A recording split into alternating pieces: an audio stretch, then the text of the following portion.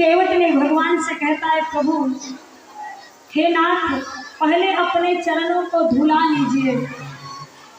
नाथ इस अनाथ पर दया कीजिए, पहले अपने चरणों को धुला लीजिए। अगर आप चरण धोने का आदेश दे दें, आपका मैं चरण धो लूं, तो मेरे मन में जो संशय बना है, जो शंका बना है कि आपको अगर नैया में बैठाऊंगा तो नैया नारी बन जाएगी। आपके चरण का रज अगर भूल जाएगा, थाली मेरी बच जाएगी, तो मुझे किसी प्रकार की चिंता नहीं होती। इसलिए हे प्रभु, आप अपने चरण को धोने का आदेश दीजिए। ठाकुर जी मुस्कुराए, भगवान राम मुस्कुराए और सोचिए कि जिस राम जी के नाम को लेने से अजामिल जैसे करोड़ों पापियों का उद्धार हो गया, जिस राम के नाम का स्मरण करने से बढ़ा हुआ समुद्र संसार सागर भी बकरी के खुर के समान हो गया, जिस राम के नाम का स्मरण करने से सुमेरु पर्वत भी पत्थर के कण के समान हो जाते हैं, आज वह राम जी जाकर के केवट से निहोरा ले रहे हैं। मैया गंगा कह रही, मुझसे कहते मैं सूख जाती, लेकिन ये स्वयं आकर के केवट से मांग रहे कि भैया मुझे राह दो, मुझे पार कर दो। अरे जिससे पार स्वयं आप करते हो कि जा सुनाम असुमिरत यह कबारा, तहु तरहि नर भव सिंधु अपारा। कहते राम नाम सुमिरन जय कहीं, अक्षर सो भव सागर तरहि। राम के नाम का स्मरण करने से क्षण भर में जीव भव सागर से पार हो जाता है। राम के नाम का स्मरण करने से जीव संसार सागर से पार हो जाता है।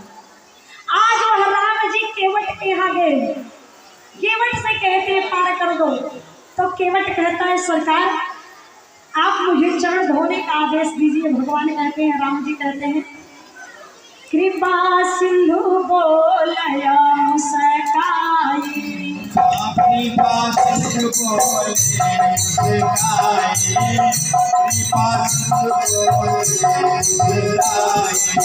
कृपा सिंधु बोले मुस्काई, कृपा सिंधु बोले मुस्काई, सोई करो जही नावन जानी, सोई करके सब नाम जाई, सोई करके सब नाम जाई।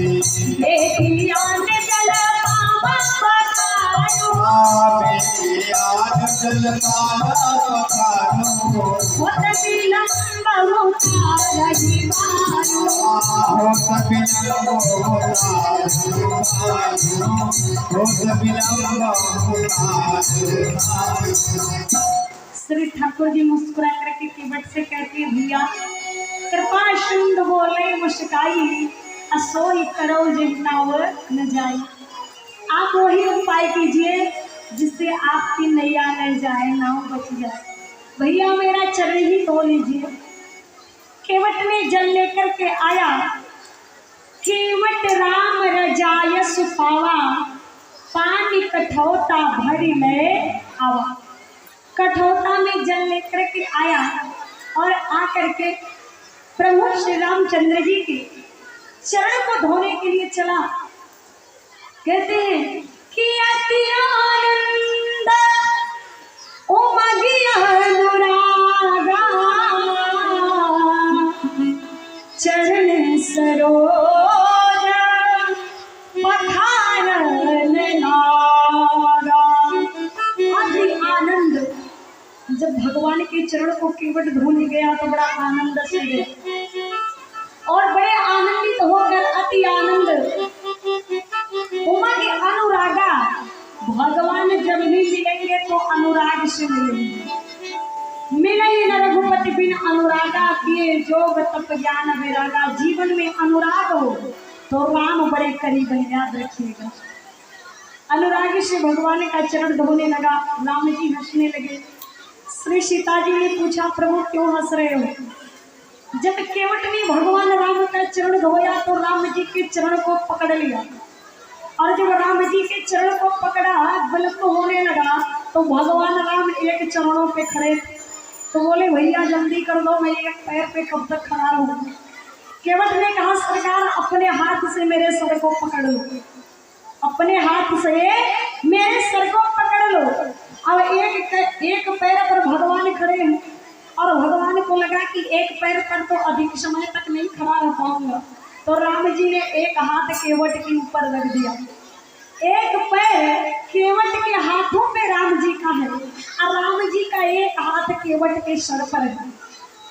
तो राम जी मुस्कुराए। श्री सीता जी ने पूछा प्रभु क्यों मुस्कुरा रहे हो? बोले देवी आज तक ऐसा किसी का भाग्य नहीं था जो मेरे चरण को पावे, और चरण के साथ साथ जो मेरे कृपा दृष्टि के साथ मेरे कर कमल को भी प्राप्त करे। जब मैं मिथिला में गया था तो आपके पिताजी ने जब मेरा चरण धोने आए तो मेरे चरण के पैर के संतोष यादव जी, संतोष मास्टर जी 50 रुपए विदाई के लिए दिए हैं। श्री सीता जी के लिए भगवान बहुत बहुत धन्यवाद दे। 501 रुपए भी दिए थे, 50 रुपए दिए हैं, भगवान को बहुत बहुत साधन दे। मंतोष, हाँ मंतोष मास्टर जी के तरफ से 50 रुपए विदाई। देखिए जो भगवान में लग जाते हैं जीवना, तो फिर कुछ पढ़ने के लायक आते भी नहीं रह जाते हैं।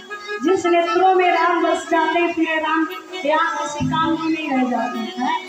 कहा गया कि भगवान श्री ठाकुर जी जिसके ऊपर कृपा राम जी ने कहा कि मिथिला में तुम्हारे पिताजी जब चरण धोने आए तो मैंने एक चरण के सिर्फ 5 अंगुली दिए थे, लेकिन केवट कितना बड़ा भाग्यवान है कि एक नहीं दोनों चरण धो रहा है, और धोते धोते मेरे हाथ को भी अपने सर पे रख लिया। चरण धोया भगवान का, अति आनंद मगी अनुरागा, चरण सरोज पखारन लागा।